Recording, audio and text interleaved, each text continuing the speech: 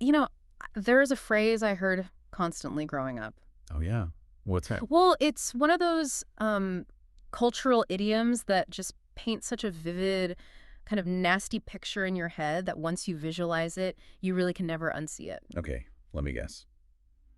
We are talking about seafood. We are absolutely talking about seafood. Crabs in a barrel. Yeah. It is a really visceral image, isn't it? It really is. I mean, the idea is that if you throw a bunch of live crabs in a bucket or a barrel, they could easily, climb out one by one. They have the legs for it. Right. But the second one gets close to the rim, the others reach up, grab a leg, and just drag it back down into the pile. Right. And in conversation, specifically in Black American culture, it's used as this shorthand for sabotage. Exactly. It's this accusation that the community is inherently jealous, like that we don't want to see our neighbors win. It's the really cynical belief that we can't get ahead because we just keep pulling each other down. Join us on the All Day With It TikTok panel where we discuss real-world issues, how to become a better society, deal with the truth, or live a lie. Yeah, it's basically the hater theory of economics. But here is where this stack of research we're looking at today for this deep dive flips the script. It really does. Because we've got a mountain of sociology, economic history, and census data that suggests we have been using this metaphor completely backward for decades. We have. Because if you actually look at the data from 1865 all the way up to the present day, the behavior isn't the problem. The problem is the barrel. Right. And that is exactly the mission for this deep dive. We're going to unpack the economic history of Black America to answer a massive, frankly, uncomfortable question. Which is, how is it possible that Black communities were, at least in some very specific ways, more economically self-sufficient under Jim Crow segregation than they are today? Right. How do we reconcile the so-called golden age of Black business in the 1920s with the massive wealth gap and, well, the stagnation we see in the 2020s? It's a huge topic. It is. So let's go to the starting line. And we have to be really literal here. The starting line is 1865, emancipation. Right. And I think when most people hear 1865, they think, okay, everyone started with zero money. Sure, starting from scratch. But the sources emphasize that it's actually much worse than that. Black Americans didn't just start with zero capital. They were the capital. Wow. That's a heavy distinction. It's the only distinction that matters for this era, really. I mean, for 250 years, 4 million people were the actual assets on someone else's balance sheet. Yeah. So on day one of freedom, you have 4 million people with no land, no currency, and legally no history of ownership. They were the machinery of the Southern economy, not the operators. And the education stats you pulled for this are just staggering. They are. In 1870, so 5 years after the Civil War, the illiteracy rate among Black Americans was 80%. 80%. Yeah, compare that to about 11% for whites at the time. It was an almost total exclusion from the basic tools you need to function in an economy. Because you can't read a contract. Exactly. You can't sign a deed. You can't even read the market prices for your own crops. But, and this is the first big aha moment in the research for me, the bounce back was fast, like historically unprecedented fast. The sources actually call it a literacy explosion. It was incredible. By 1930, that illiteracy rate dropped from 80% down to around 16%. That's amazing. In just 2 generations, you went from it being literally illegal to read to literacy being the norm. That is a steeper learning curve than almost any other group in American history. And this sets the stage for what historians call the golden age of Black business, roughly the 1900s to the 1930s. Now, I found this part fascinating because the context is, well, it's terrible. This is the height of Jim Crow. It is. And this is the paradox we have to sit with today. Right. Segregation was morally and legally horrific. It was domestic terrorism. Right. But it created this really weird economic byproduct, which was forced self-reliance. Walk me through the mechanism of that, because usually we think of segregation as purely taking things away. Well, think about the flow of money. If you're a Black family in 1920, you can't walk into a white bank and get a loan. They won't even look at you. Right. You can't try on clothes in the white department store.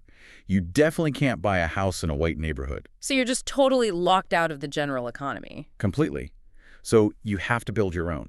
And not just because you want to, but because you literally have no other way to survive. The sources describe this as a captive market. A captive market. Yeah. Black dollars had to be spent at Black businesses because nobody else wanted them. It's almost like a walled garden. The money goes into the community, and because it can't cross the racial line to be spent at a white store, it just keeps bouncing around inside the Black community. Exactly. We call that the velocity of money. Uh-huh. In a segregated economy, A single dollar might change hands 10, 20 times, from the black carpenter to the black grocer to the black teacher to the black doctor, before it ever leaves the community. And the numbers completely reflect that. By the 1920s, you had the National Negro Business League with 600 chapters. Yeah. You had black-owned banks, insurance companies, real estate firms. Insurance is actually a great example of this captive market dynamic. White insurance companies wouldn't insure black lives. They considered them bad risks or simply didn't value them at all. So what did they do? Well, black entrepreneurs started mutual aid societies and burial leagues. And these eventually morphed into massive insurance companies like North Carolina Mutual. Which became one of the largest black-owned businesses in history? Exactly, a total titan of industry. And of course, we always hear about Tulsa. The Greenwood District in Tulsa, Oklahoma. BlackWallStreet. Right. And I think sometimes people think BlackWallStreet is just a nickname we gave in hindsight to make it sound better.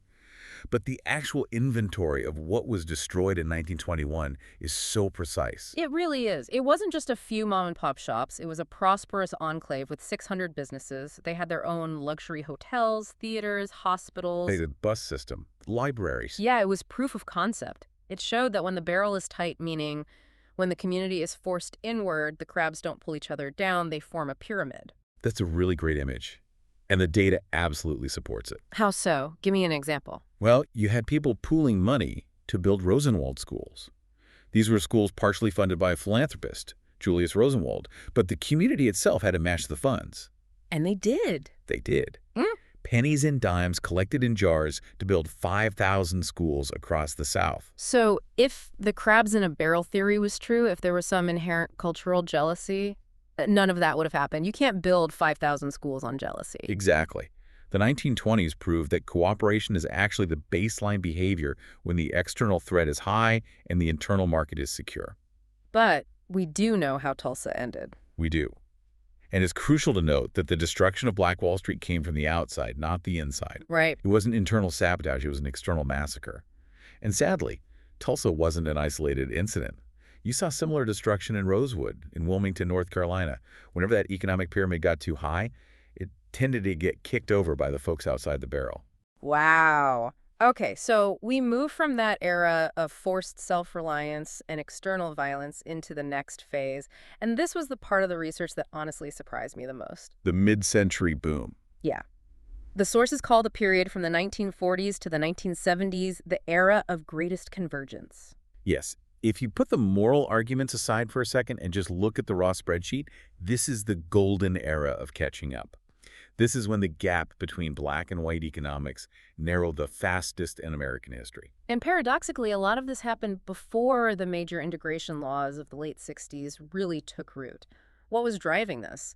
If the laws hadn't changed yet, why did the money change? It was a perfect storm of three things. First, the Great Migration. You had millions of people leaving the agrarian poverty of the South for the industrial North. So moving from sharecropping, which is basically feudalism, to factory wages. Exactly. That's an immediate, massive income jump. Even if you're being paid less than a white worker, you're making 300% more than you were on the farm. Makes sense. Second, you had World War II. The war machine needed bodies, and it forced factories to desegregate their assembly lines just to keep up with production. And the third? The rise of unions. Organized labor in the mid-century, standardized wages. It meant that if you had the job, you got the rate. It compressed the wage gap significantly. Let's hit the listeners with the poverty stats here, because the drop is massive. It's huge. In 1959, the black poverty rate was 55%, more than half the population. By 1970, that had dropped to roughly 30%. That is a massive shift in a single decade. And income. In 1940, black men were earning about 44 cents for every dollar a white man earned. By 1970, that had jumped to 60 cents. Still a gap, obviously, but the trajectory was shooting straight upward. And homeownership nearly doubled in that same period. So you get to 1970, the Civil Rights Act is passed, the Voting Rights Act is passed, the Fair Housing Act is passed. On paper, the barrel has been smashed open. Right. The legal barriers are gone. So you would assume the rocket ship just keeps going up. You'd think the 80s and 90s would bring total parity. If you could do that well with one hand tied behind your back, imagine what you could do with both hands free. You would think. But the chart just completely flatlines. It does. It creates what sociologists call the integration paradox. Unpack that for us, because it feels really counterintuitive. how does gaining rights lead to economic stagnation? Well, remember that captive market we talked about? The black dollar that had to be spent at the black grocer and the black tailor? Sure, the circulating dollar, the walled garden. When the barriers fell, black consumers finally had the right to shop anywhere. They could go to the big downtown department store.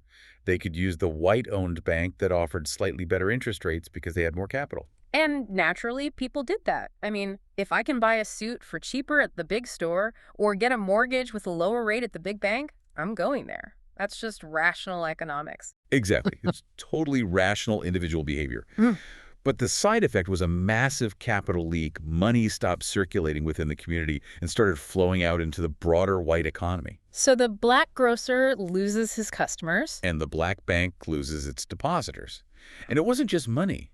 It was talent. We saw a massive brain drain. How so? Well, pre-integration, if you were the best black lawyer in Chicago, you started your own firm in the black district because white firms wouldn't hire you. Right. You hired black secretaries, black paralegals, and you mentored the next generation of black lawyers. We were an anchor institution. Most integration, the big white corporate firms look around and say, hey, we need to diversify. Let's hire that top guy. Yeah. So they offer him a salary. He just can't refuse. He takes the job, which is a great personal victory for him. He gets the corner office, the prestige. But his firm closes, the mentorship stops, the ecosystem dissolves. Precisely. The talent and the capital got absorbed into the broader economy, leaving the specific community economy weaker. We basically traded community institutions for individual access. Man, that is a heavy realization. It's almost like integration was a victory for the individual consumer or employee, but a loss for the community balance sheet. That's a very sharp way to put it. Mm-hmm. We gained the right to spend money anywhere, but we lost the structure that allowed us to accumulate it together. And that brings us to the present day, where that stagnation has calcified into something really stubborn. Mm-hmm.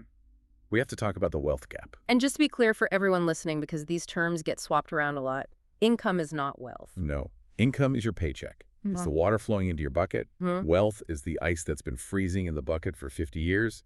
It's your assets, your house, your stocks, your 401k, minus your debt. And while the income gap has stayed relatively steady since the 70s, black men making about 70 cents on the dollar, the wealth gap is a canyon. It is.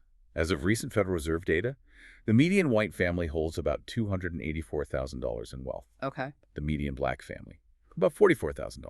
Wow. 284 grand versus 44. So for every dollar of wealth a white family has, a black family has about 15 cents. Yes. And the sources point out a crucial reason why, which ties back to that Rockefeller comparison we saw in the reading. It's about asset classes. The Rockefeller versus Rothschild point. I love this part of the research. It's vital.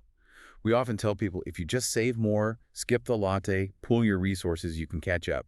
But the math doesn't work. You cannot budget your way out of a 200-year head start. Because of compound interest. Exactly. White wealth in America has historically been invested in things like the stock market and business equity, assets that compound and double every 7 to 10 years. And black wealth. When it exists, it has been overwhelmingly tied to one thing: home equity. And we know the story of black home equity. It's a tragedy of policy.